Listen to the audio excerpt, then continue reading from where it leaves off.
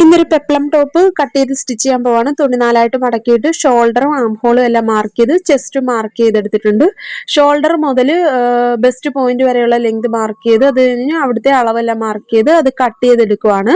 ഇവിടെ നമ്മളിപ്പം ഫ്രണ്ടിലേക്കും ബാക്കിലേക്കും ഉള്ള പീസാണ് കട്ട് ചെയ്തെടുത്തേക്കുന്നത്. ഇനി താഴേക്ക് പ്ലീറ്റ്സ് ഇടാനുള്ള പീസും കട്ട് ചെയ്തെടുക്കുവാണ്. അതിനുശേഷം സ്ലീവും കട്ട് ചെയ്തെടുത്തിട്ടുണ്ട്. ഇനി നമുക്ക് സ്റ്റിച്ച് ചെയ്ത് തുടങ്ങാവുന്നതാണ്. നമ്മളിവിടെ ഫ്രണ്ടിൽ ഒരു വി നെക്ക് കർവ് വി ആണ് കൊടുക്കുന്നത്. അതൊരു ഫേസിങ് വെച്ചാണ് നമ്മൾ സ്റ്റിച്ച് ചെയ്തെടുക്കുന്നത്. ബാക്കിൽ റൗണ്ട് നെക്കാണ് കൊടുക്കുന്നത്. അങ്ങനെ സ്റ്റിച്ചിങ് എല്ലാം കഴിഞ്ഞിട്ടുള്ള ഫൈനൽ ലുക്ക് വരുന്നത് ഇങ്ങനെയാണ്. ഫ്രണ്ടിൽ ഒരു കർവ് വിയും ബാക്കിൽ റൗണ്ട് നെക്കുമാണ് സ്റ്റിച്ച് ചെയ്തെടുത്തേക്കുന്നത്. അതുപോലെ തന്നെ യോക്കിന്റെ താഴേക്ക് നമ്മൾ ചെറിയ ചെറിയ പ്ലീറ്റ്സ് ഇട്ടെടുത്തിട്ടുണ്ട്. സ്ലീവ് 3/4 സ്ലീവ് ആണ് വരുന്നത്. ഇത് നമുക്ക് പലാസോ പാന്റിന്റെ കൂടെയും ജീൻസിന്റെ കൂടെയൊക്കെ വിയർ ചെയ്യാവുന്നതാണ്. ഇങ്ങനെയാണ് ഉള്ള ലുക്ക് വരുന്നത്. വീഡിയോ ഇഷ്ടപ്പെടുവാണെങ്കിൽ ലൈക്ക് ചെയ്യാനും ചാനൽ സബ്സ്ക്രൈബ് ചെയ്യാനും സപ്പോർട്ട് ചെയ്യാനും മറക്കരുത്. എന്തെങ്കിലും ഒരു കമന്റ് ഇമോജി എങ്കിലും ഒരു കമന്റ് ആയിട്ട് ഇടാൻ മറക്കരുത്. നമ്മുടെ ചാനൽ സ്റ്റിച്ചിങ്ങുമായിട്ട് ബന്ധപ്പെട്ട് വീഡിയോകൾ അപ്ലോഡ് ചെയ്തിട്ടുണ്ട്. ചുരിദാറിന്റെ കട്ടിങ്ങും സ്റ്റിച്ചിങ്ങും എല്ലാം ഡീറ്റെയിൽഡ് വീഡിയോ ഉണ്ട്.